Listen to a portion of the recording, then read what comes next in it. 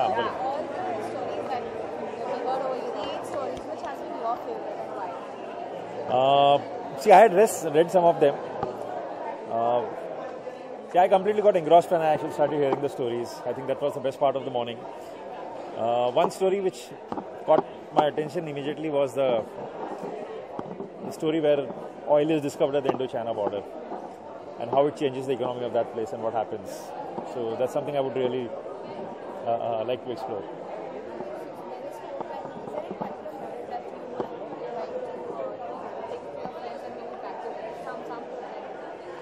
See, every filmmaker gets very fascinated with stories. The moment you give them any story, you make them sit at any place and give them stories, I think all of us would be very fascinated.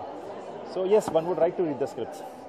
Tell us about your association with Sundance. See, I've been a very strong believer that scripts, stories are the foundation of every film. And somehow that's been a little neglected over the years in India that I think we still have not cultivated talent enough.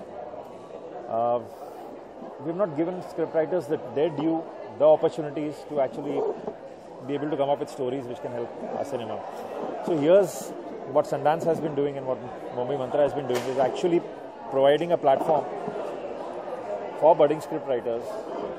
And it's not something which happens like over a week. They actually work over months, years, and give them platform, give them guidance and opportunities so that actually they can come up with stories and stories which can be finally made into films.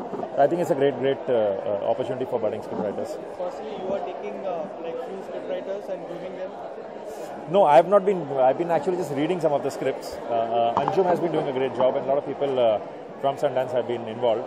But after this is my first time here, so it's been a fascinating morning, and at some stage, I would really like to be part of this. Thank you, sir. Yeah, thank you. I think somebody is taking the writing part of screenplays and stories very seriously now because आजकल क्या हो रहा है कि there are two kinds of films that are being made in India. एक तो है जो स्टारकास्ट फिल्म नहीं होती. अगर स्टारकास्ट फिल्म जो होती हैं तो कोई स्टोरी तो पढ़ता नहीं है, वो स्टारकास्ट पे ही फाइनेंस करता है या रिलीज देता है, डिस्ट्रीब्यूट करता है. तो और दूसरी किस्म की फिल्म है जो स्टारकास्ट ज़्यादा बड़ी नहीं है होती हैं और उनको स्टोरी बहुत इम्पोर्टेंट होती है. Because I believe that today in India the audience is leaning towards strong stories and the hero of the film is going to be stories. तो अगर हम अपने स्टोरी और स्क्रीन प्ले राइटर्स को एक तो रिकग्निशन ना दें और पैसा ना दें तो ये कभी नहीं बनेगा. कोई nobody will be encouraged to write because the whole उनकी औकाती बेचारों की इतनी दबी हुई है कि कोई खुल के कोई नहीं लिखता. तो आजकल थोड़ा मैंने देखा है इंडस्ट्री में कि लोग 10-20 लाख एक स्टोरी राइटर को भी देने को तैयार है. तो that means that the story has to be really good. और I will believe in the next 5 years the stories will be the star of the films. So what do you think, what sort of similarities and differences do you find in the screenwriting regarding Indian cinema and Western cinema? Well, Western cinema it's become an art form. The screenwriting in itself is a very professional area. They study it. There are lots of courses. लोग naturally inclined होते हैं और फिर अभ्यास भी करते हैं. पर in India we it's अंधाधुनी, किसी को अगर लैंग्वेज मालूम है तो बहुत है. और we are the only country that make films in Hindi and write screenplays in English. तो अजीब सा एक dichotomy है क्योंकि nobody reads Hindi. That's one of the problems. Sir Aishwarya Rai को लेकर आप एक मूवी बना रहे हो, किस स्टेज में पहुंचे? वो तो अभी स्क्रिप्ट स्टेज में ही है और उसको स्क्रिप्ट सुननी है और अगर उसको पसंद आएगी तो करेगी, नहीं तो नहीं करेगी. Because Aishwarya is very particular about her script.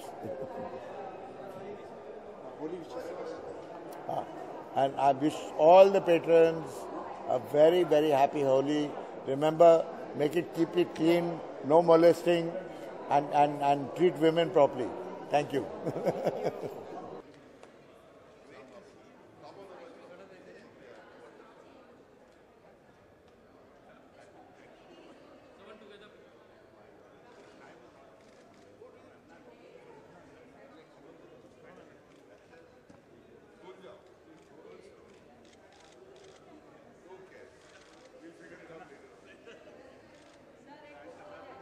Sir,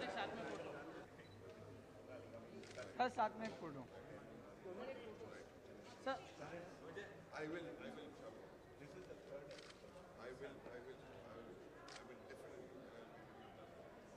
शाम सर वन पिक्चर सर एक पिक्चर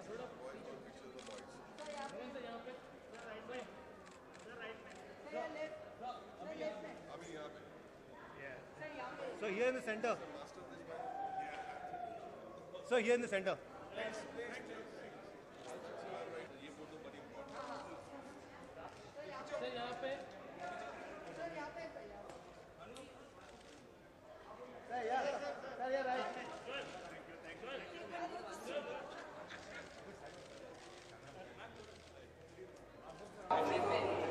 क्या कहना चाहेंगे इस इनिशिएटिव के बारे में और कितना हेल्प ये इनिशिएटिव काफ़ी कामयाब इनिशिएटिव है और मुंबई मंत्रा और सैंडेंस के बीच में जो स्क्रिप्ट राइटिंग का पूरा इनिशिएटिव है ये हिंदी फिल्मों को और हिंदुस्तानी फिल्मों को या इंडियन सिनेमा को वेस्ट में या अमेरिका में ले जाने के लिए कामयाब होगा और मैं इस इनिशिएटिव की सराहना करता हूँ और मैं प्रार्थना करता हूँ कि ये बहुत ही कामयाब हो। किस तरह का डिफरेंस और सिमिलरिटीज आप देखते हैं प्रोफेशनलिज्म की बात है ना, प्रोफेशनलिज्म के पॉइंट ऑफ व्यू से आई थिंक हम चेंज के मोड में हैं इस समय। जब चेंज होता है तो वो बहुत साइलेंटली होता है। I think give us some more years and we will be as professional as people outside India are. And script जो है हमारे तो हिंदुस्तान में पिछले 4-5 साल से स्क्रिप्ट मिलने शुरू किए हैं। मैंने 480 के करीब फिल्में की हैं, उसमें से सिर्फ मुझे 20-40 फिल्मों का स्क्रिप्ट मिला, पर अब हर स्क्रिप्ट मिलता है। And we need script writers as workshops, we need programmes on script writing और जैसे ही वो होना शुरू होगा इन अगले 2-3 सालों में हम बहुत कामयाब होने वाले हैं। होली की बहुत शुभकामनाएं। साफ सुथरी और अहिंसात्मक होली मनाइए। बहुत बहुत प्यार आप सबको।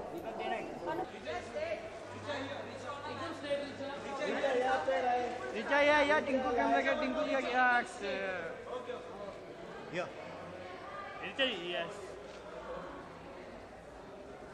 थोड़ा सा इधर आ जाओ। हाँ मैम थोड़ा होम नेचर कीजिए मैम सेंटर अच्छा इस तरह के इनिशिएटिव को आप किस तरीके से देखती हो और कैसे लेती हो और कितना फ़ायदा पहुंचता है आप सोचिए?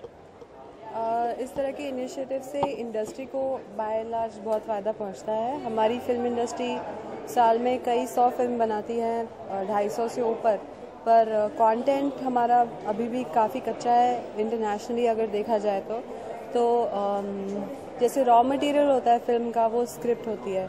अगर हम खिचड़ी बनाएंगे और दाल चावल अच्छे यूज़ नहीं करेंगे तो उसकी क्वालिटी अच्छी नहीं होगी। इसीलिए हम इस तरह के स्क्रिप्ट इनिशिएटिव को मैं हमेशा सपोर्ट करती हूँ। इनफैक्ट मेरी 2 अपकमिंग प्रोजेक्ट्स दोनों यहाँ पे हैं स्क्रिप्ट लैब में, इसीलिए मैं यहाँ आज अपना सपोर्ट एज एन एक्टर दिखाने आई हूँ। और आई थिंक जो नए यंग एक्टर्स हैं वो सब इस इनिशिएटिव को सपोर्ट करेंगे और because they all believe that good content will make a difference in the industry in the long run and that's why I am here. Indian cinema, Indian cultural cinema और western cinema अगर पास आता है तो इस तरह की और exchanges होते हैं, कल्चरल एक्सचेंजेस। देखिए सिनेमा इंडिया में अभी भी काफ़ी नई चीज़ है as compare to the west. हालांकि हमने 100 साल कंप्लीट किए हैं on paper, but I feel if we encourage good content will we be at par with the world. क्योंकि हॉलीवुड की काफ़ी छोटी एनिमेशन फिल्म का बिजनेस हमारी बिगेस्ट एनुअल ग्रॉसर से भी कहीं ऊपर होता है। 600-700 करोड़ तक वो लोग टच करते हैं। उसकी कोई वजह होती है क्योंकि उनकी जो बिज़नेस मेंटालिटी है वो उसको क्वालिटी से अलग नहीं करते। वो समझते हैं कि अगर क्वालिटी अच्छी होगी तो बिज़नेस अपने आप हो जाएगा और फिर वो दोनों को बैलेंस करके चलते हैं। हमारे यहाँ इधर और वाली सिचुएशन है, इसलिए हमें उस पर काम करनी पड़ेगी। जैसा कि मैंने आपसे कहा, यहाँ पे 2 स्क्रिप्ट्स हैं मेरी स्क्रिप्ट लैब के अंदर, 2 प्रोजेक्ट्स हैं और बाकी पिछले साल की जो फिल्में रिलीज़ पे हैं। तो मैं जाऊँ किस तरीके से मना रही है? होली है मेरा फेवरेट फेस्टिवल है। मैं कल अपने सब दोस्तों को रंगूंगी और इसका स्क्रिप्ट लैब से कोई ताल्लुक नहीं है, but happy Holi to everybody. Thank you. मैं अभी आया मैम।